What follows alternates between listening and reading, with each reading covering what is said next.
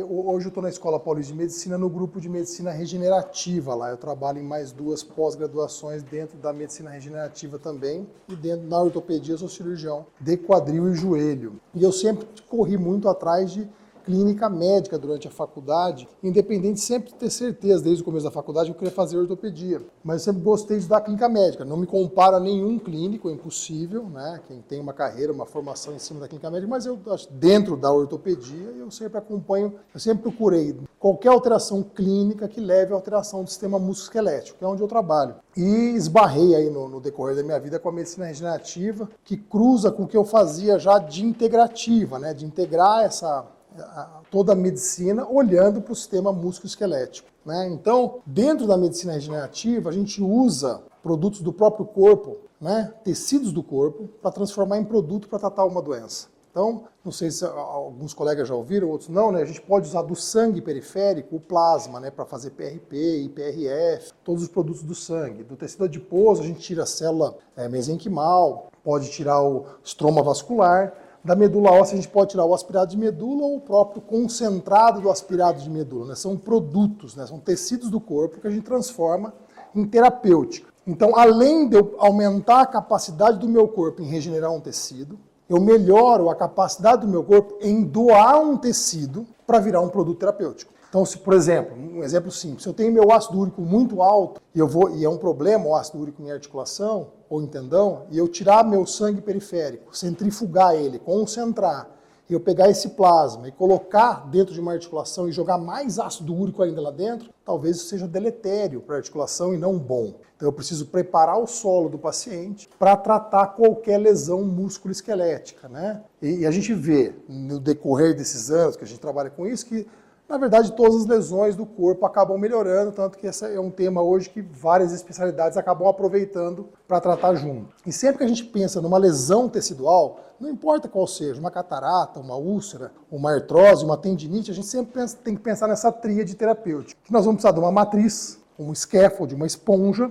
fatores de crescimento e células para reparar aquele tecido. Tá? Então a gente pode ter isso de fora, da indústria, por exemplo, uma membrana de colágeno, um ácido hialurônico, mas eu posso ter do meu próprio corpo um hematoma. Isso é um scaffold. Os fatores de crescimento que a gente tem todos no sangue e as células mesenquimais, enfim, todas as células cicatriciais. E a ideia de preparar o paciente, e vocês vão entender aqui nessa apresentação o quanto que o intestino atrapalha ou ajuda nisso, é potencializar meu corpo a fornecer isso aqui para eu arrumar uma situação qualquer, um colo irritável, uma úlcera, uma artrose, uma tendinite, enfim. Eu preciso que meu corpo repare aquele tecido. Eu preciso aumentar esse potencial reparativo. Então essa que é uma alusão que a gente faz do preparo do solo, é um termo que um americano fez uma alusão à agricultura, que teoricamente se você pegar um solo desse e plantar algo, não tem como nascer nada. Então se você pegar um paciente lá que está muito obeso, um paciente que está com colo irritável,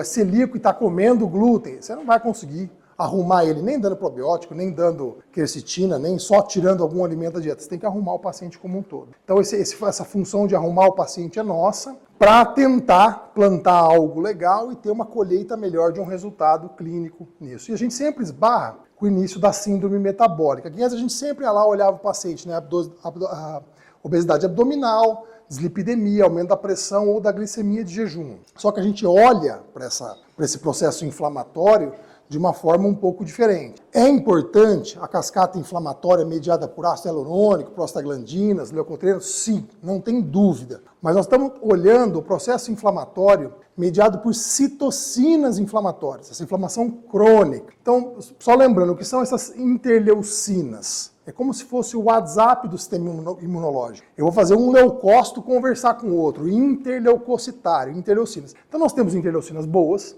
e nós temos interleucinas lesivas. Então eu preciso ter um equilíbrio entre elas para aumentar o potencial do meu corpo em reparar. Entre elas, interleucina 6, TNF-alfa, e nós vamos citar outra. Isso leva a essa sensibilização neurológica periférica central, e ele pode vir de várias formas, nós vamos mostrar as principais aqui, que a gente pode meta-inflamar. Dieta errada e alterações do microbioma, ou SIBO, desbiose intestinal, é um fator muito importante para meta-inflamar o paciente, para vocês entenderem porque um ortopedista tenta estudar um pouquinho, né, de sistema digestivo, não muito como vocês, mas só para ter uma ideia. E o primeiro fator que altera muito os tecidos todos do corpo, não importa qual, é o aumento da gordura visceral. Então a gordura visceral ela vai aumentando e vai se hipervascularizando. Chega um ponto que essa vascularização não consegue acompanhar o ganho de gordura, principalmente a visceral. E essa gordura entra em hipóxia. Essa gordura hipoxemiada, ela passa a produzir substâncias inflamatórias. Então, para mim, assim, dentro dessa ideia do preparo do paciente para tratar qualquer lesão,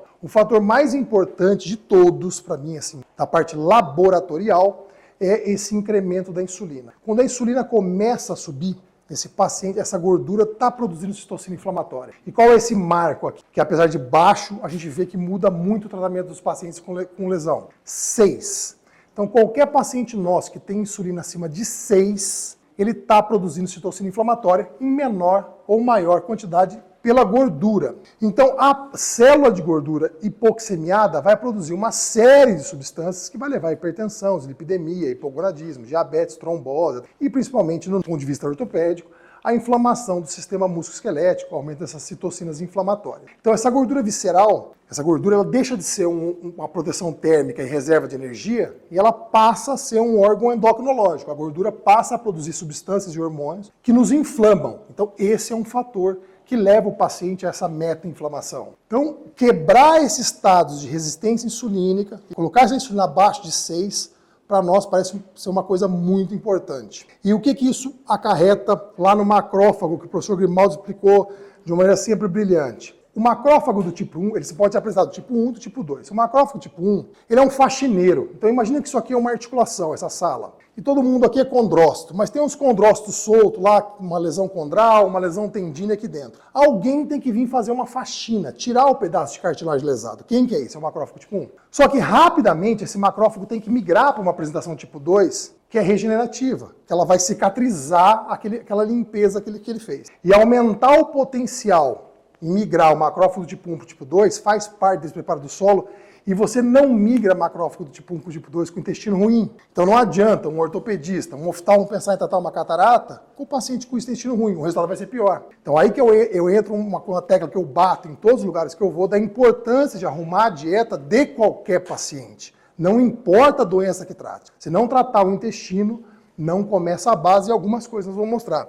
Então o macrófago tipo 1 produz radicais livres de oxigênio, nitrogênio, as mesmas interleucinas, ele é citotóxico. Ele é importante, mas ele tem que migrar logo para um tipo 2, para uma interleucina 10, que é uma anti-interleucina 1, uma anti-interleucina 6, arginase, VEGF, que são reparadores teciduais. E voltando para aquele problema da glicemia, que para nós a gente bate muito nessa tecla. Você pega lá que o pré-diabetes, a glicada está rodando de 5,7 a 6,5. A 5,7 a glicose média está em 117. Para um paciente normal, ok, mas se ele tem uma lesão, se ele está tratando uma artrose, uma hernia de disco, uma úlcera diabética, uma catarata, alguma coisa, se é um paciente que já infartou, que tem alguma doença crônica, 117 é muito. A 5,4 de glicada, ele vai estar em média ali 106, 105 de glicose média, que é um pouco mais tolerável, porque a glicose alta leva a microangiopatia e microneuropatia diabética. Então, para nós, a glicada, que é a média da glicose de 90 dias, tem que estar abaixo de 5,4.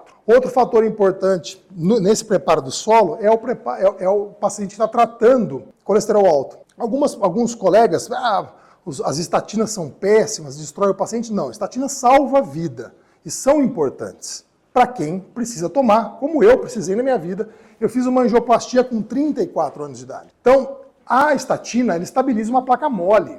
É fundamental. Quem precisa tomar estatina. Só que a estatina vai inibir lá, vai diminuir a função do ácido mevalônico. E o ácido mevalônico bloqueia, diminui a produção de colesterol. E diminui a produção de coenzima Q10. Se você diminui a produção de coenzima Q10, você diminui a sua capacidade de formação de ATP da mitocôndria. E se você diminui o colesterol de maneira um pouco mais rígida, você vai diminuir a produção de todos os seus hormônios sexuais. E tanto ATP quanto o hormônio sexual são importantes para manter o sistema musculoesquelético. Então, o paciente que precisa tomar estatina, você tem que criar maneiras de tirar o efeito colateral do remédio. Não é que ele é ruim, mas tem que tirar o efeito colateral. O que eu acredito que não seja uma coisa ideal é transformar a estatina assim e colocar na água da Sabesp. Todo mundo subiu o colesterol, toma. Se não está colhendo o benefício, está ficando só com o efeito colateral, é problema. Se você ficar dando vitamina C para uma pessoa com hemocromatose, você vai aumentar o seu João de Ferro, você vai fazer mal para ela, uma vitamina C. Então, qualquer remédio tem efeito colateral, mas as estatinas em específico, para quem trata uma lesão, tem que ter uma boa indicação. E aqui eu coloco um exemplo, o mesmo nível de LDL, só que um LDL inflamado, um LDL pequeno e denso, ele tem uma adesividade muito maior, ele tem uma chance muito maior de obstruir uma artéria. Um LDL desinflamado, ele não tem muito problema. Então, conseguir analisar o grau inflamatório do colesterol transforma a decisão terapêutica mais fiel, o alvo melhor. Então tem muito paciente que vem com colesterol normal ou baixo e que está com colesterol muito inflamado, que eu entro com estatina, não vejo problema. E tem muito paciente que tem colesterol alto, um pouco mais alto, não a dislipidemia familiar, que vem 500, mas o colesterol um pouco alto, mas não está inflamado, eu tento não tratar. Eu prefiro às vezes regular uma tireoide um pouquinho melhor, que esse colesterol cai, você ajusta a tireoide um pouquinho melhor. Se ele não tiver uma placa, uma obstrução, obviamente, se ele não tiver uma indicação absoluta de tratamento com estatina. E a tireoide, quando eu olho um paciente dislipidêmico, que não tem dislipidemia familiar congênita, e que não mudou radicalmente seus hábitos de vida, mudou para o Rio Grande do Sul e come igual um louco, 15 vezes por dia churrasco, quer dizer, ele está numa vida normal, e o colesterol dele começou a subir do nada. Eu olho a tireoide e é muito comum eu encontrar um paciente dislipidêmico que na verdade é um hipotireoideu. A tireoide dá uma capengada, o colesterol sobe. Você ajusta a tireoide, o colesterol cai. Então, às vezes, vale a pena um pequeno ajuste de tireoide ao invés de tratar de cara o colesterol dele. E lembrar muito do hipotsubclínico. Você não está tendo, é o T3 livre lá na ponta, né? O TSH vai na tireoide, manda liberar o T4, 4-iodosumatirolina, vai para o sangue periférico. A deiodinase arranca um iodo, vira T3. Que pode ficar ativo ou pode estar revertido. Então, às vezes, é a deiodinase que está ruim. A tireoide é boa, ele só não está convertendo T4 em T3. Então, às vezes, pequenos ajustes nutrológicos, falta de selênio, falta de carboidratos, dieta maluca, não como nunca mais carboidratos, carbofóbicos. Você tem lá o TSH normal, tem o T4 normal, tem até, mas o T3 livre está baixo. Você não tem T3 livre por erro nutrológico. Então, às vezes, um pequeno ajuste, ajusta o T3 livre e o LDL cai, você não precisa dar estatina. Para quem está tratando uma lesão, nos parece melhor. E esse quadro, que eu fiz um curso do professor Vilar, Lúcio Vilar, que é um endocrinologista para mim brilhante, me chamou muito a atenção há uns 6, 7 anos atrás e nós levamos isso para o tratamento de um paciente com lesão. Não é uma coisa flat para todos, mas é um paciente que tem uma lesão e precisa tratar. Isso aqui é um quadro do hipossubclínico persistente, quando tratar ou não. Então, quando um endócrino ou um GO querem tratar uma mulher que vai fazer um FIV, uma fecundação in vitro, eles querem uma atividade metabólica máxima, senão perde o nenê. Todo mundo sabe aqui que o hipotireoidismo perde a criança. Então eles querem uma tireoide legal para engravidar e para segurar ali até o 3º, 4º mês, pelo menos, com uma atividade tireoidiana um pouco mais ajustada. Então TSH acima de 2,5, eles tratam. Então normal de 0,4 a 4,4, varia um pouco de um laboratório para outro, mas se tiver lá 2,6, 2,7 e vai fazer um FIV, eles já tratam, para acelerar um pouco. Em quem pode, em quem não tem doença cardíaca, e quem tem menos de 65 anos de idade, porque os demais aumentam a chance de morte súbita. Então, se puder, por um período, ter uma atividade tireoidiana, como se fosse uma mulher indo fazer um FIV, você aumenta o potencial de regeneração metabólica. E lembrando que o hormônio tireoidiano, junto com cortisol, com vitamina D, eles melhoram, melatonina, eles melhoram o receptor do hormônio androgênico. Então tem muito paciente que me procura, doutor, estou com a testosterona baixa, estou com um sintoma de hipogonadismo. E você vai olhar, a tireoide está capengando. Você ajusta a dieta, dá um selênio, arruma um pouquinho, a tireoide melhora, passa o sintoma de hipogonadismo. Então ele não tinha receptor para testosterona. Não adianta dar testosterona para esse paciente, tem que arrumar a tireoide. Então sem tireoide, não adianta repor testo. Então esse é um trabalho mostrando as alterações da tireoide na função testicular masculina. E dentro desse tratamento das lesões musculoesqueléticas, a gente começa a olhar para a sarcopenia, a falta de massa muscular. E, para mim, mais importante que a sarcopenia é a diapenia, a perda de força muscular. Não tem como tratar uma lesão musculoesquelética sem ter músculo, né? E por muito tempo nós fechamos o olho para isso aqui. Sarcopenia virou doença em 2016.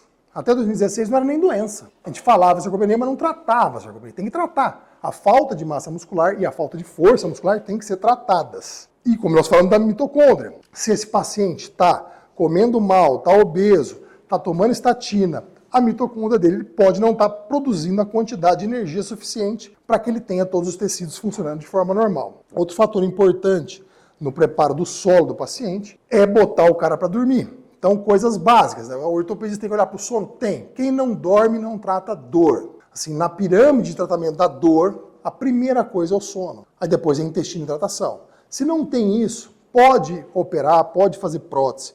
Eu faço prótese toda semana. O paciente não melhora o suficiente, porque ele não quebra o ciclo de dor.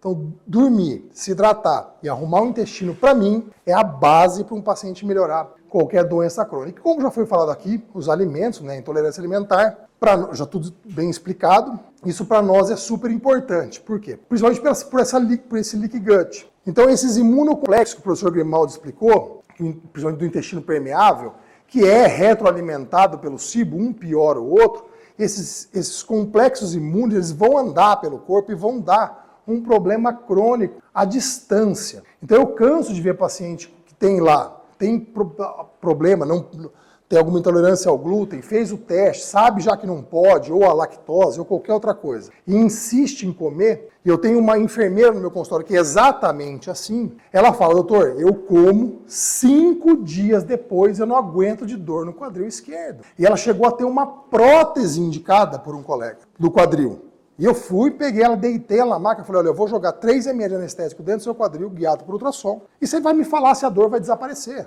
E eu coloquei, ela falou, doutor, a dor não muda nada. Eu falei, é óbvio, ela não vem daí. Você não tem que operar. E como é que eu aprendi isso? Da maneira mais dura possível. Lá atrás eu operei no caso que não melhorava. Aí você olha, mas peraí, tinha uma artrose, eu operei, a cirurgia está bem feita, não tem infecção e continua com dor. Aí você arruma a dieta, nossa, doutor, agora eu estou ótimo. Será que eu tinha que ter operado? E eu vou falar assim, eu sou um cara bem metódico na minha vida. Eu abaixei em mais de 40% a indicação de cirurgia.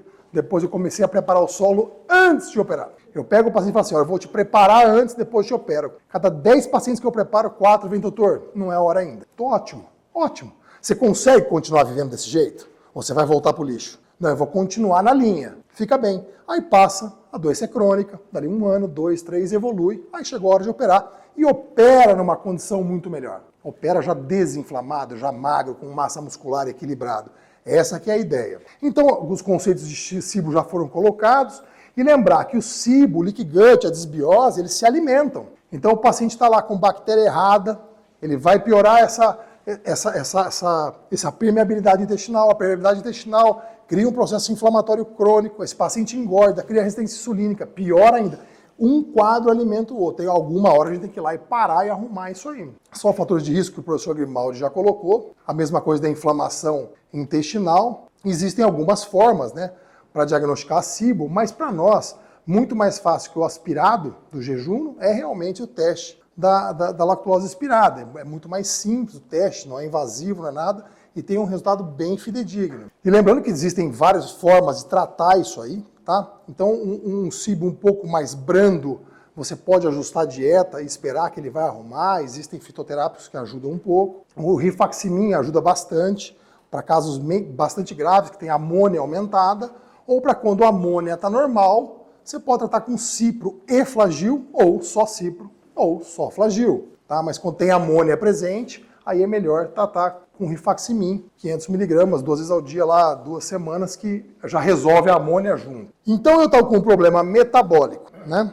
Esse problema metabólico pode me levar a um problema oxidativo, ele pode me enferrujar. Produzir os radicais livres em oxigênio, o ROS, que vai piorar o osso subcondral, senescência condral, morte celular, disfunção mitocondrial, lesão de cartilagem, diminui a síntese matriz, inflama a articulação, isso principalmente no caso ortopédico. E quem são lá os radicais livres, né? Então você pega o superóxido, hidroxiperoxila, peroxidrogênio e a hidroxila. Eles vão ganhando oxigênio e vão aumentando o seu potencial lesivo. Radical livre é ruim? Não. Igual o macrófago M1 também não é. Quando você tem uma infecção viral, a nossa primeira linha de combate é o superóxido. Só que assim como o macrófago do tipo 1 tem que virar um macrófago tipo 2, nós não podemos deixar o superóxido virar uma hidroxiperoxila, porque ele tem potencial de mutação de DNA e RNA. Então aí que a gente entra nesse papo da epigenética. O que eu posso fazer para o meu gene ruim não acordar? Deixar radical livre e deixar o processo inflamatório crônico quieto, silente. Todo mundo aqui tem algum gene ruim, de uma doença arterial, de um câncer de mama, de próstata. 1 em cada 6 a 7 homens vai ter câncer de próstata, 1 em cada 8 mulheres vai ter câncer de mama. Mas enquanto esse gene não expressar uma proteína, ele está silente. Ok, deixa ele quietinho lá. Se eu meta-inflamo, se eu aumento a hidroxila, eu vou acordar esse gene. Você vai lá bater na porta dele, ó. Acorda e vem e começa a produzir uma proteína. Pronto, aparece um câncer, aparece um problema. Todo mundo aqui já teve algum caso. Ah, não sei quem, divorciou, estressou, o marido foi ruim, o filho perdeu o pai, ficou num estresse muito grande. Pô, dali a pouquinho infartou, teve um AVC, apareceu um câncer. Então você hiperinflama esse paciente. Então é comum acontecer isso. Então, quanto mais rápido a gente tampona para não virar hidroxila, menor a chance de ter um problema oxidativo. Então, isso aqui é um resumão. Então não importa se tem uma infecção viral, se aumentou a adiposidade, se aumentou o radical livre, ou se teve uma síndrome de permeabilidade intestinal, um SIBO, um leaky gut. Qualquer fator desse aumentou citocina inflamatória, você entra nesse conceito de inflamação crônica, de inflammation, né, que é hoje a gente lê termo em inglês. E como é que isso vai repercutir no sistema musculoesquelético? Então, se você olhar um osteoclasto, a célula que come o osso, né, e o osteoblasto, a célula que forma o osso, eles são mediados por estradiol e testosterona também. Mas citocinas inflamatórias estimulam o osteoclasto e aumentam o pré-osteoclasto virando osteoclasto. Tem uma tal de osteoprotegerina, que não deixa o pré-osteoclasto virar osteoclasto. Quando você está inflamado, essa proteção, essa osteoprotegerina não funciona. Então, pré-osteoclasto vira osteoclasto, o osteoclasto vai lá e come osso. Isso é um problema. E esses fatores reparadores estimulam a formação do osteoblasto, então estimulam formar osso. Então, você tem um paciente osteoporótico, ele está inflamado, ele vai ficar mais osteoporótico ainda. Ele está sarcopênico, ele vai ficar mais osteoporótico ainda. E não adianta dar bisfosfonato, porque não é ele que vai lá segurar o osso. Você precisa ganhar massa muscular, fazer esse paciente absorver nutriente, absorver cálcio, ter vitamina D, tomar sol, fazer atividade física. Se preciso tomar um remédio que diminui a função do osteoclasto ou que estimula o osteoblasto, aí você melhora a massa óssea. Só dar o comprimido lá, eu duvido que funcione. 20 anos fazendo já ambulatório de metabolismo ósseo e não vejo. Então você olha lá a deficiência de estrogênio na osteoporose. Se você pegar todos os fatores inflamatórios, diminui a osteoprotegerina, aumenta a perda de osso. Então você tem um problema hormonal? Tem. Se puder, arruma. Se puder, arruma. Mas tem muita mulher que não quer, tem um monte que não pode. A parte inflamatória a gente tem como mexer. E a principal forma de mexer é tratando a obesidade e tratando desbiose intestinal, tratando síndrome de permeabilidade, tratando SIBO, colo irritável. Então é mais fácil modular isso do que às vezes dar um estrogênio, dar um estradiol para o paciente. Se a gente avaliar o osso abaixo da cartilagem, o osso subcondral, ele tem as mesmas alterações. Aumenta a interleucina 1, TNF-alfa, as mesmas citocinas inflamatórias estão alteradas. Então, eu diminuo esse processo inflamatório crônico, eu melhoro o osso abaixo da cartilagem. Quando eu vou ver a definição de osteoartrose, então todo mundo aqui trata paciente que tem artrose. A artrose, se você vai avaliar, é o aumento de citocinas pró-inflamatórias, as mesmas, interleucina 1, TNF-alfa, 6, produção de MPs, agrecans, óxido nítrico e também de prostaglandinas. Mas quando eu dou lá um cataflã, um arcox, um corticoide, eu estou brecando só isso aqui, mas nada. Toda essa parte de cima eu não estou alterando se eu não alterar o estilo de vida. E eu diminuo as citocinas anti-inflamatórias, principalmente interleucina 10, inibidores de MMPs, enfim, eu tenho que tirar o processo inflamatório do paciente crônico para poder preparar ele para tratar uma artrose de joelho, de quadril, de coluna, do que seja. Uma lesão de disco, paciente com hérnia de disco. Você vai analisar, o Dr. Luciano Miller tem um trabalho super interessante, ele analisou o disco intervertebral de cirurgias. O disco extruso, ele vai lá, tira o disco, faz a artrodese e manda o disco para análise. Tem as mesmas citocinas inflamatórias aumentadas dentro do disco que lesou. Então essa meta-inflamação vai lá ajudar a destruir o disco intervertebral. Então pensar em tratar um paciente com hérnia de disco sem arrumar dieta, sem arrumar exercício físico, também tem um resultado mais frustro. Lombalgia, a dor pura lombar. Ah, tem todo o fator de prostaglandina, lógico, você toma um cataflã, melhora. Mas você tem um problema também meta-inflamatório dentro da gênese só da dor lombar, independente se tem uma lesão ou não. Então, tirar esse processo inflamatório e na dor lombar é impressionante quando você tira o paciente desse tempo meta-inflamatório, trata a parte muscular, melhora a postura desse paciente, a esmagadora maioria desaparece a dor nas costas. Quando a gente olha um tendão, então aí não importa se tem uma tendinite, se tem uma úlcera diabética que tem um tendão embaixo, você tem que tratar a estrutura que está embaixo de uma úlcera, você tem que tratar o tendão de um movimento qualquer, do rosto, enfim, de um membro, não importa. Você olha lá, TNF-alfa, ativação do tenócito. Interleucina 1, a força do tendão. 4, a força do tendão.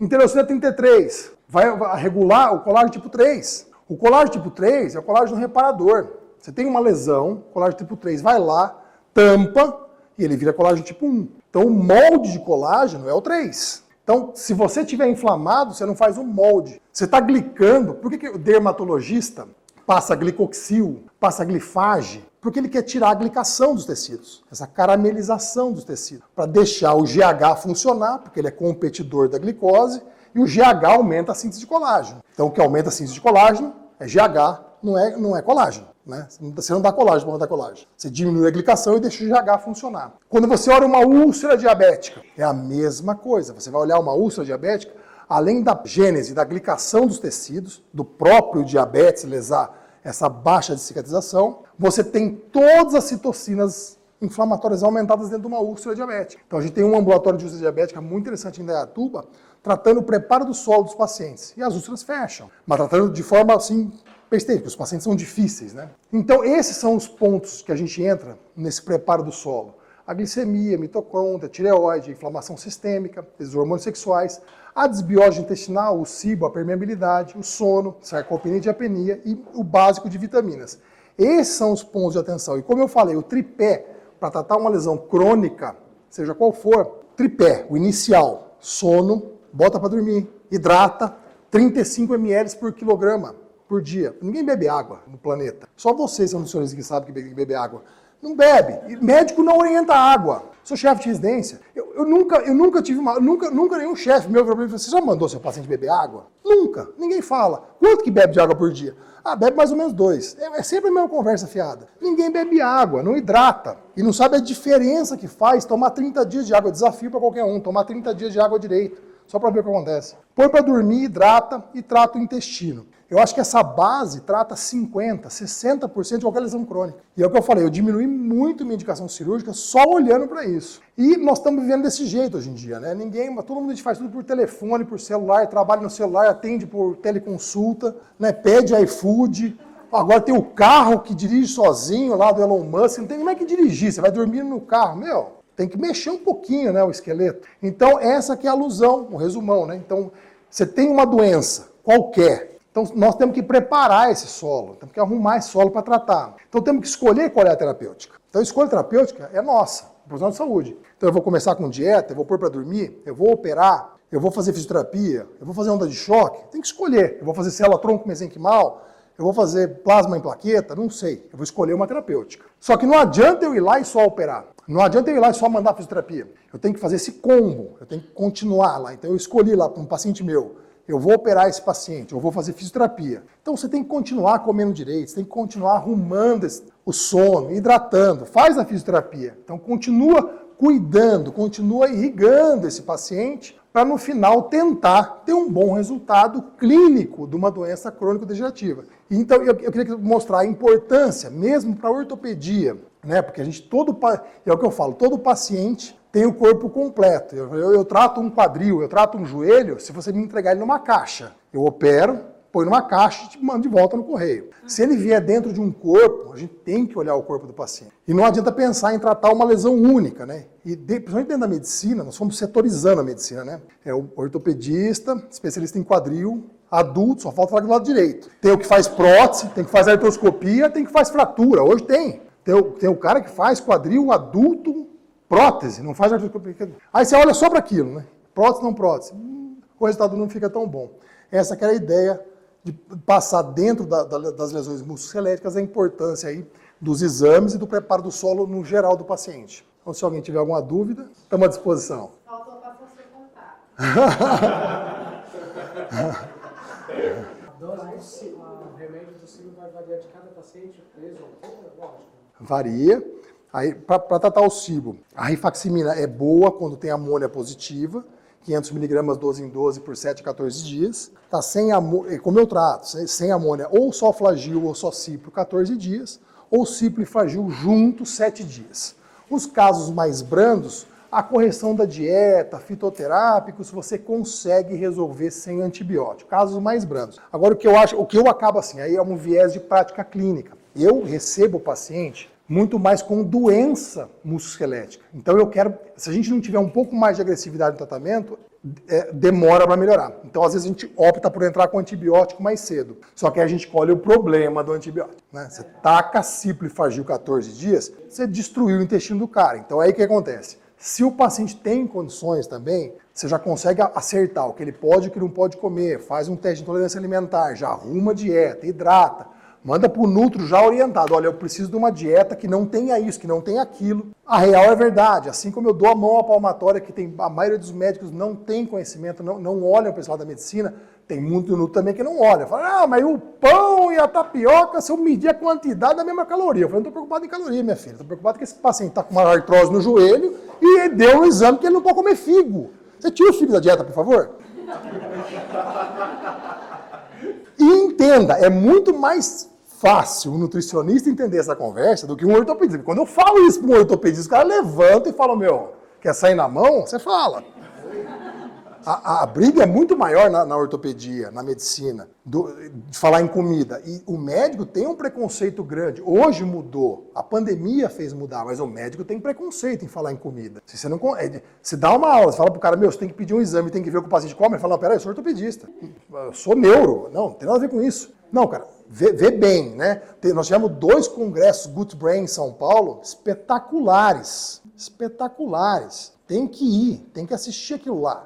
Tem que abrir a cabeça e ver o quanto que a gente melhora o paciente no geral. E é como eu te falei, você tem que melhorar o paciente inteiro, não tem conversa, entendeu? Então aí precisa juntar todo mundo e falar, olha, e o colega ortopedista, o neuro, não importa, o médico tem que entender, o nutro tem que entender e falar, não, beleza, esse paciente não estou preocupado em balancear a caloria, ele tem um processo inflamatório, é uma doença que por um período nós vamos ter que tirar alguns alimentos e se vira para montar a dieta, estudou para isso. E se vira nos 30 e enfia na cabeça do paciente que ele tem que comer, não sei como, mas convence que ele tem que mudar, porque o paciente muda muito rápido, mas muito rápido. 6 semanas é outro paciente. É impressionante. Você conhece os casos lá da clínica. É incrível que muda os pacientes. Minha esposa é dermato. Minha esposa toca o ambulatório de dermatogenética da USP. Quer dizer, está terminando o pós-doutorado dela. Psoríase, isso aqui sumiu, né? Naltrexona, vitamina D e arrumar a dieta acaba com psoríase. E que a gente escutava isso há 20 anos de um monte de nutricionista falando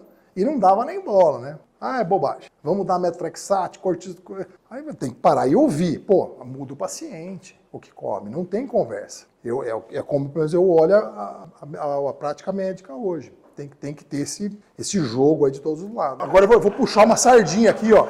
Eu vou puxar uma sardinha não paga, hein? É verdade. Não, porque quando eu tenho viés pago, eu falo. Uma boa, eu tenho vários conflitos de interesse. Eu tenho empresa de ácido hialurônico. Tenho, a DMC. Quando eu der uma aula de ácido hialurônico, o primeiro slide que eu ponho, eu falo, ó, tenho um conflito de interesse. Eu vou dar uma aula de ácido hialurônico até o slide 10, do 12 eu vou fazer propaganda aqui do cara que está me pagando. Mas tem que ser honesto e peneira quem está ouvindo. Falou, até aqui ele falou de ciência, daqui para frente ele está ganhando o dinheiro dele. Honesto. Eu estou falando de maneira muito real. Eu peço esse teste assim, de uma maneira muito vigorosa. Eu peço muito teste. E existem vários testes que vêm intolerância alimentar. Vários testes que vêm intolerância alimentar. E eu já tive a pachorra de comparar resultados. Eu já mandei fazer em 2 testes diferentes, no mesmo paciente. E eu atendo hoje um paciente bem diferenciado. Então eu tenho um paciente que não é o dinheiro ali o problema. Sabe? Eu dei sorte na vida, os pacientes que eu atendo, se eu falar, ó, faz 2 testes lá, 2 pó cada um, ninguém liga. E eu comparei resultado já. E o que acontece? É uma briga que eu tive aqui já. Que eu só aceito esse teste em inglês. Por quê? Porque eu já peguei o mesmo paciente com 2 testes e o resultado vem diferente. Porra, então um tá certo, um tá errado. E eu falo, vem cá, tira esse alimento aqui primeiro, volta em 6 semanas. Doutor, não mudei nada. A 3ª semana eu falo, doutor, não mudou nada. Tá bom, volta esses alimentos, espera mais umas 3 semanas. Agora tira esses. O cara liga no 10º dia, pô, doutor, já melhorou pra caramba. Então, até teve uma época que estava sem o kit, estava com problema de importação, eu falei, então se tiver problema de importação, eu não quero outro exame. Porque é um exame que eu confio, porque eu vi muito mudar o paciente. Muito.